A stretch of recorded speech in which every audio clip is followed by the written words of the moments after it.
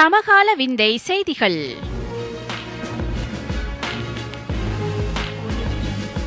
பாகம் 38.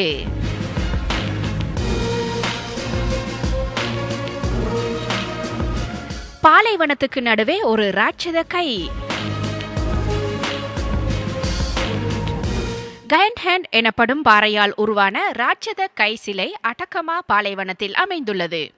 இப்பாலைவனம் தென் அமெரிக்காவின் சுமார் 1000 கிலோமீட்டர் பரப்பளவை ஆக்கிரமித்துள்ளதுடன் பல நாட்டு சுற்றுலா பிரயாணிகளை கவரும் இடமாகவும் இப்பகுதி திகழ்கிறது. இந்த கை சிலை மார்ச் 28, 1992 அமைக்கப்பட்டது. பெருமளவு இரும்பும் சீமெந்தும் சேர்த்து உருவாக்கப்பட்டுள்ளது. இதை மெனோடி டிசேட்டோ என்ற சிற்பக்கலைஞர் வடிவமைத்திருந்தார். கை ராட்சத வடிவில் தான் இருக்கிறது. சுற்றுலா பயணிகளை கவரத்தான் இப்படியொரு உத்தியோ? இவரின் முயற்சி பாராட்டுக்குரியதா, முட்டாள்தனமானதா? 250 அடி உயரத்தில் ஊஞ்சல் ஆடிக்கொண்டிருந்த வாலிபர் உயிர் ஊசல். கொஞ்சம் கை தவறினாலும் இங்குள்ளவரின் நிலை அதுதான். இங்கிலாந்தின் சவுத்தாம்ப்டன் பகுதியில் உள்ள 250 அடி உயரத்தில் ஜேம்ஸ் கிங்ஸ்டன் என்ற இளைஞர் ஒரு கையில் தொங்கியபடி காட்சிகளை யூடியூபிலும் ட்விட்டரிலும் பகிர்ந்துள்ளார். இது ஒரு புறம் பாராட்டுக்களை குவித்தாலும் முட்டாள்தனமான செய்கை என்றும் சொல்லப்பட்டு வருகிறது. அண்மை காலங்களில் மக்கள் தேவையில்லாத விடயங்களில் தான் அதிக கரிசனை காட்டுவது போல் தெரிகிறது. உயிரை பணயமாக வைத்துத்தான் இதையெல்லாம் செய்ய வேண்டுமா? விழுந்தால் கண்டிப்பாக உயிர் இருக்காது. இது தேவையில்லாத முட்டாள்தனமான முயற்சி என்றுதான் சொல்ல வேண்டும்.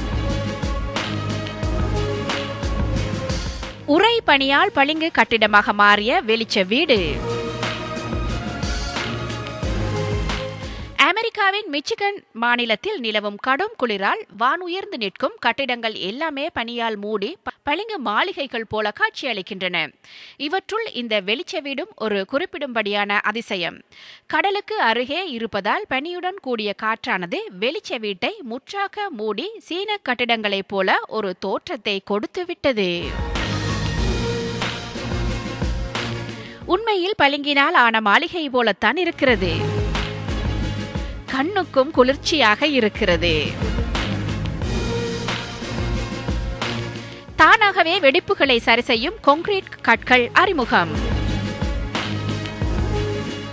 உலக கட்டிட நிர்மாணத் துறையில் கான்கிரீட் முக்கிய இடத்தை பெறுகிறது.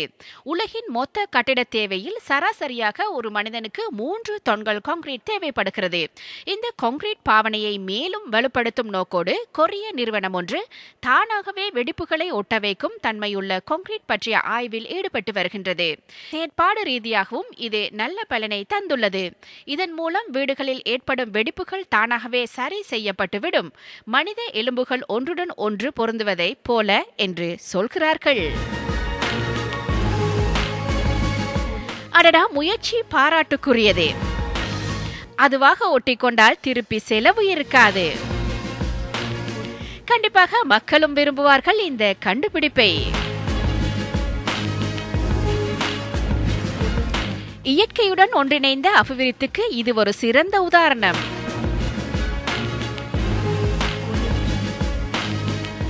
ஸ்டெலன்போச் தென்னாப்பிரிக்காவில் உள்ள ஒரு சிறிய நகரம். இங்கு தொலைத்தொடர்பு பரிவர்த்தனைக்காக கோபுரங்கள் அமைக்கப்படவில்லை. மாறாக உயரமான மரங்களில் அவை அமைக்கப்பட்டுள்ளன. மரங்களை வெட்டுவதற்கான தேவையும் இல்லை, செலவும் மிக குறைவு. அபிவிருத்திகளுக்காக மரங்களை அழிப்பதை விட இவர்களைப் போல மரங்களை வைத்து அதன் மூலமாக அபிவிருத்தியை அனுபவிக்க முடிந்தால் நல்லது. எந்த அளவுக்கு இது சாத்தியம் என்பதை அந்தந்த நாட்டு சூழல் தான் தீர்மானிக்க முடியும்.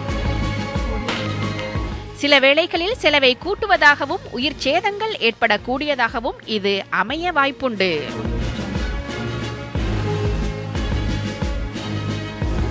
உலகின் ஒரே ஒரு பாதாள கடற்கரை.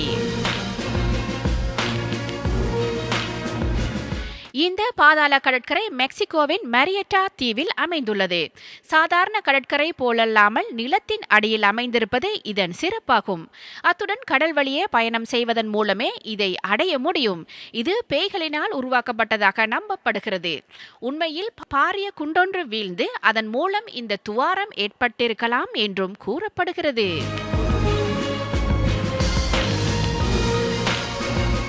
பார்க்க பயங்கரமாகத்தான் இருக்கிறது. சந்தர்ப்பம் அமைகிற போது பாதாள கடற்கரையை நீங்களும் போய் பார்க்கலாமே. 10 வயது வரை காட்டு விலங்குகளுடன் வாழ்ந்த சிறுமியின் திகிலான அனுபவங்கள். காட்டில் தொலைந்த குழந்தை காட்டு மிருகங்களுடன் வாழ்ந்த கற்பனை கதை ஜங்கிள் புக் மௌலுவை நினைவிருக்கிறதா? உண்மையில் அப்படி ஒரு கதாபாத்திரம் வாழ்ந்து கொண்டிருக்கிறது. ஆப்பிரிக்க காட்டில் பெற்றோரால் தொலைக்கப்பட்ட பெண் குழந்தை ஆதிவாசிகளால் தத்தெடுக்கப்பட்டு விலங்குகளுடன் விலங்காக தனது 10 வருடங்களை கழித்திருக்கிறாள். இந்த விடயம் பல வருடங்களுக்கு பிறகு டிப்பி மை புக் ஆஃப் ஆப்பிரிக்கா என்ற புத்தகம் மூலம் வெளியுலகுக்கு அறிமுகப்படுத்தப்பட்டிருக்கிறாள். யானைகள் இவளது சகோதரர்கள், புலி இவளது நெருங்கிய நண்பன், கொடிய மிருகங்கள் எல்லாம் இவளுடன் அன்பை பேணுகின்றன. இந்த நிஜ மௌலி கதாபாத்திரத்தின் முக்கிய தருணங்களை நீங்கள் பார்க்கிறீர்கள். நம்ப முடியாமல் இருந்தாலும் படங்கள் நம்பும்படி செய்கின்றன. காட்டில் போய் குழந்தையை தொலைப்பார்களா என்ற கேள்விகள் எழுந்தாலும் அதற்கான தகவல்கள் மிக குறைவு. என்றாலும் செய்தியும் படமும் உறுதி செய்கிறதே. நாய்களின் கழிவுகளை பொதியாக பெறும் உரிமையாளர்கள்.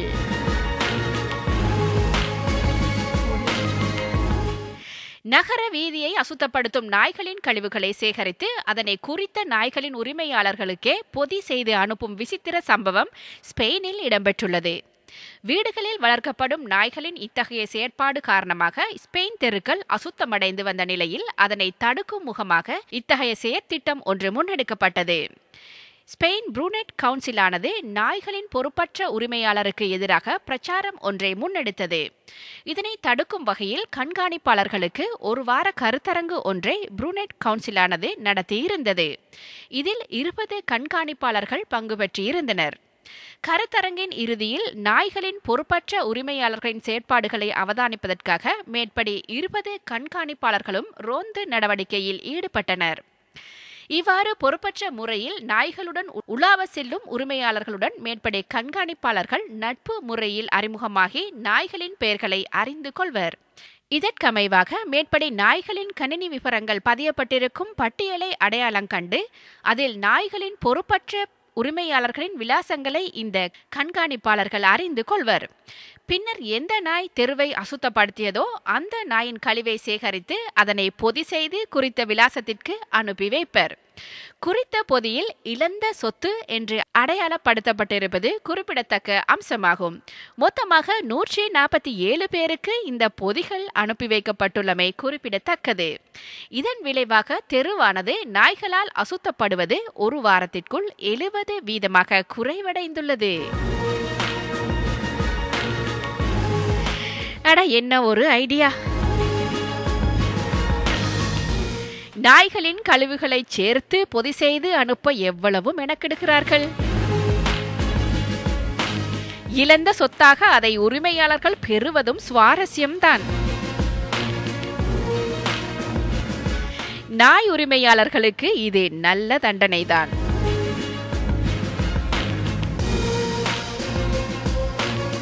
நோட்டமிட்டு சிறையில் செல்போன் திருடிய பூனை கைது.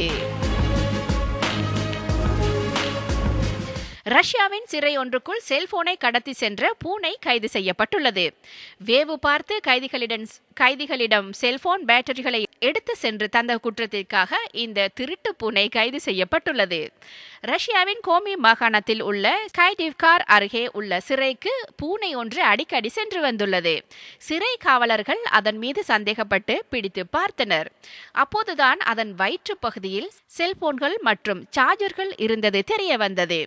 இதை அடுத்து போலீசார் அந்த பூனையை கைது செய்தனர்.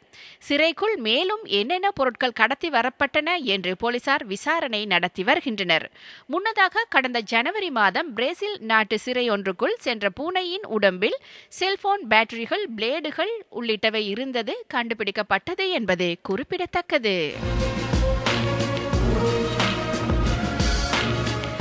பூனை என்ன பாவம் செய்ததோ அதற்கும் கூட திருட்டை பழக்கியிருக்கிறார்கள்.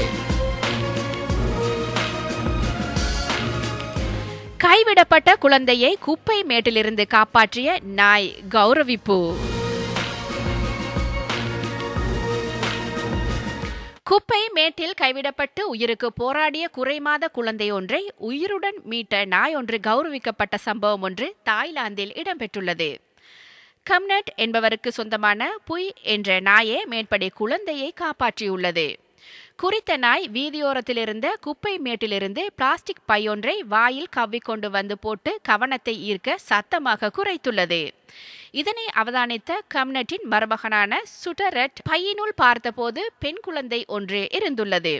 தொடர்ந்து வைத்தியசாலைக்கு குழந்தை கொண்டு செல்லப்பட்டுள்ளது. பின்னர் வைத்தியர் சிகிச்சை அளித்து குழந்தையை காப்பாற்றியுள்ளனர். இது குறித்து வைத்தியர்கள் கூறுகையில், குழந்தை குறை மாதத்தில் பிறந்துள்ளதுடன் நிறை குறைவாக இருக்கின்றது. இருப்பினும் குழந்தை தற்போது நல்ல நிலையிலேயே இருக்கிறது என தெரிவித்துள்ளனர். இதேவேளை குறித்த பெண் குழந்தையின் பெற்றோரை இது தொடர்பிலான அதிகாரிகள் தேடி வருகின்றனர். இந்நிலையில் குழந்தையை காப்பாற்றிய நாயை லெதர் பட்டி மற்றும் மெடல் ஒன்றும் அணிவித்து தா ருஆ மாவட்ட செஞ்சிலுவை சங்கம் கௌரவித்துள்ளது. மேலும் நாயின் உரிமையாளருக்கு 200 ஸ்டெர்லிங் பவுண்ட்ஸும் அளித்துள்ளனர். அடடா, இங்கு வேறு மாதிரி நடக்கிறதே. புத்திசாலியான நாய் குழந்தையை காப்பாற்றியிருக்கிறது.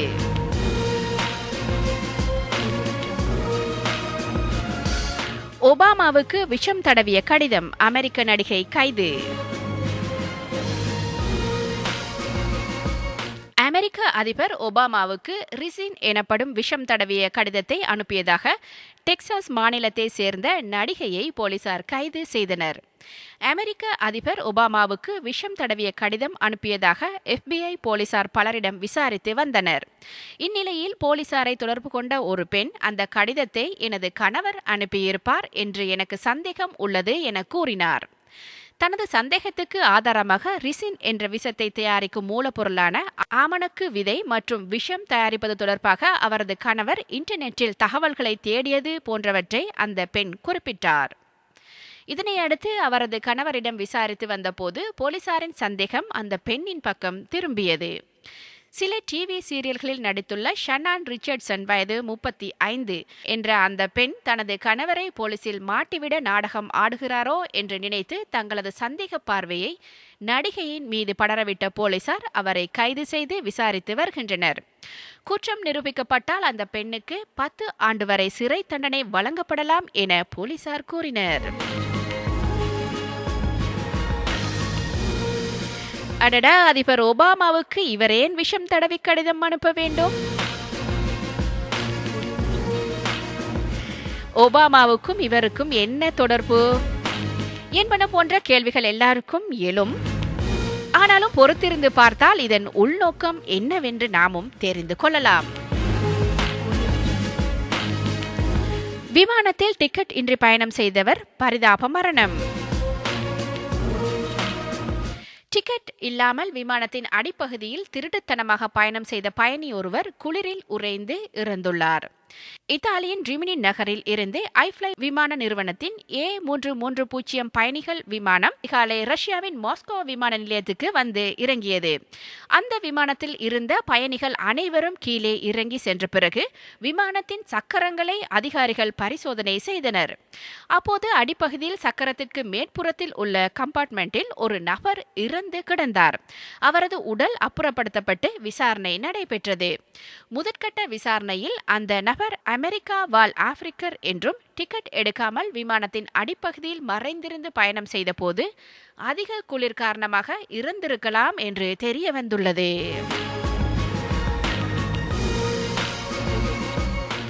என்ன இது? இப்படியும் ரிஸ்க் எடுக்கிற மனிதர்கள் இருக்கிறார்களா? எந்த நம்பிக்கையில் விமானத்தின் அடிப்பகுதியில் இருந்திருக்கிறார் இவர்? டிக்கெட் எடுக்காமல் போய் இறுதியில் உயிரையும் பறி கொடுத்து விட்டார். குறுக்கு வழிகள் எப்போதுமே நல்ல சுபத்தை தருவதில்லை.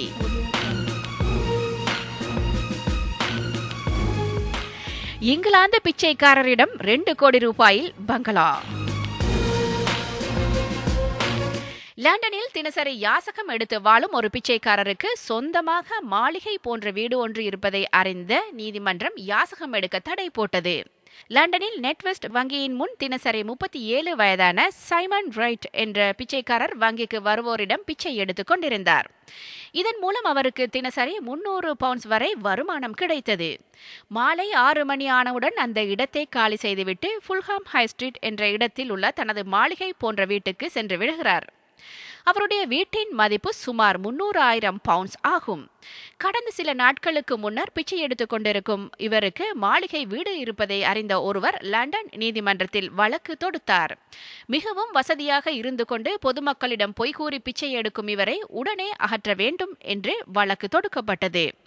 வழக்கை விசாரித்த நீதிபதி குறித்த பிச்சைக்காரர் யாசகம் பெறுவதற்கு தடை விதித்து உத்தரவிட்டுள்ளார்.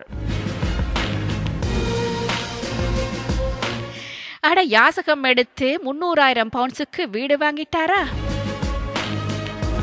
கெட்டிக்காரர் தான். பிச்சை எடுப்பதற்கும் தைரியம் வேண்டும். மனுஷன் அதையே தொழிலாக செய்து பொழைச்சுக்கிட்டார். ஆனால் ஏமாந்தது மக்கள்தான்.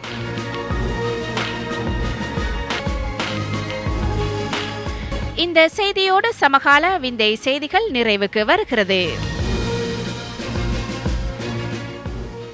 மீண்டும் அடுத்த வாரம் சமகால விந்தை செய்திகளோடு சந்திப்போம்.